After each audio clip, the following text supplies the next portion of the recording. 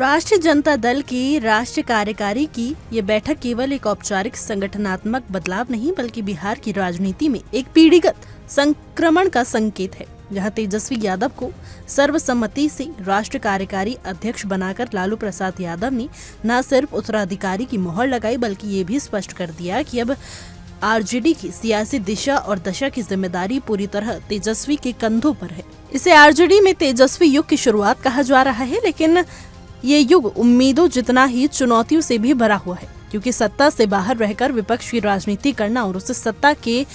विकल्प के रूप में स्थापित करना आसान नहीं होता। तेजस्वी यादव के सामने सबसे पहली और सबसे संवेदनशील चुनौती उनके अपने घर के भीतर का अंतर विरोध है, जहां बड़े भाई तेज प्रताप यादव की नाराजगी, उनके सार्वजनिक बयान और बहन रोहिणी आचार्य के तीखे सोशल मीडिया हमले बार बार पार्टी की अंदरूनी कलह को उजागर करते हैं। मकर संक्रांति जैसे पारिवारिक अवसर पर तेज प्रताप के निमंत्रण के बावजूद न जाना ये बताता है ये खटास केवल राजनीतिक नहीं बल्कि भावनात्मक स्तर तक गहरी है, और यही मुद्दा आगामी चुनावों में एनडीए के लिए एक मजबूत हथियार बन सकता है। अब ये सवाल उछाला जाएगा कि जो नेता अपना परिवार नहीं संभाल पा रहा वो पूरे बिहार को कैसे संभालेगा।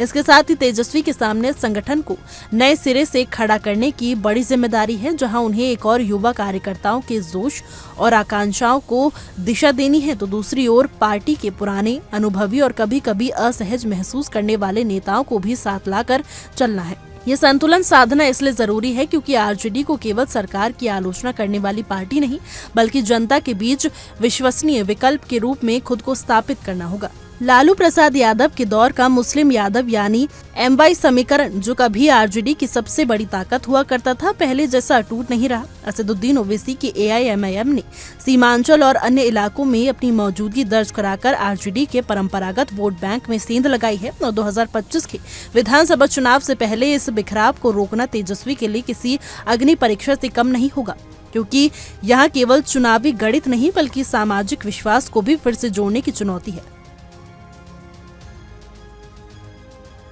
महागठबंधन की राजनीति में कांग्रेस को साथ जोड़े रखना भी तेजस्वी की कूटनीतिक समझ की परीक्षा लेगा, क्योंकि कांग्रेस के भीतर से लगातार ऐसी आवाजें उठती रही हैं कि पार्टी को आरजेडी से अलग होकर अपने दम पर चुनाव लड़ना चाहिए, क्योंकि अभी इस पर कोई अंतिम फैसला नहीं हुआ है। लेकिन यदि असंतोष बढ़ता है तो महागठबंधन की एकता पर सीधा असर पड़ सकता है। इसी बीच रोहिणी आचार्य का ताजा सोशल मीडिया पोस्ट, जिसमें उन्होंने और तेजस्वी को शुभकामनाएं दी है और दूसरी ओर कठपुतली बने शहजादा जैसे तीखे शब्दों का इस्तेमाल कर तंज कसा है, ये दिखाता है कि परिवार और पार्टी के भीतर चल रहा द्वंद्व अभी थमा नहीं है बल्कि नए पद के साथ और मुखर हो रहा है। कुल मिलाकर तेजस्वी यादव के लिए समय उत्सव का कम है और इम्तिहान का ज्यादा है, जहां उन्हें ये साबित करना होगा कि वो न केवल लालू यादव के उत्तराधिकारी नहीं बल्कि अपनी स्वतंत्र राजनीति की पहचान, स्पष्ट दृष्टि और मजबूत नेतृत्व क्षमता वाले नेता हैं। यदि वो इन आंतरिक कलहों को सुलझाकर संगठन को मजबूत कर पाते हैं, MY समीकरण और नए सामाजिक समीकरणों के साथ पुनर्जीवित कर पाते हैं और महागठबंधन को एकजुट कर पाते हैं, तभी तेजस्वी युग वास्तव में आरजेडी और बिहार की राजनीति में एक निर्णायक अध्याय बन सकेगा।